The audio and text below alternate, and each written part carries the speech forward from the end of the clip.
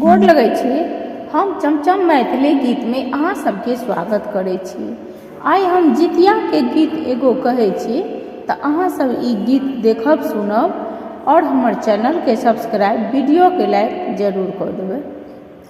हमहूँ ते करबै जितिया बरतिया, हमहूँ ते करबै जितिया बरतिया, जुग जुग जीत मोरा बेटा दुलरुआ, हमहूँ ते करबै जितिया बरतिया।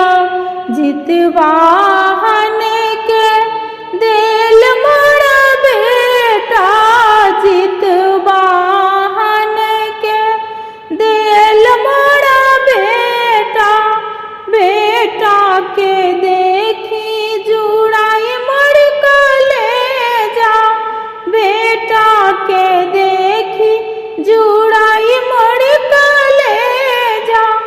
कहुना के करब हम जितिया बरतिया, हमहूँ ते करबै जितिया बरतिया, हमहूँ ते करबै जितिया बरतिया।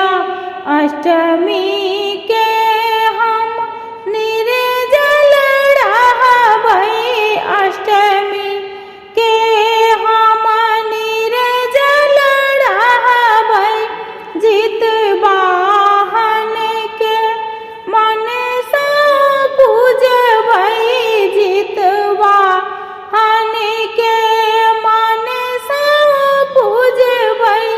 चिल होशियारो के कथा हम सुनबै, चिल होशियारो के कथा हम सुनबै।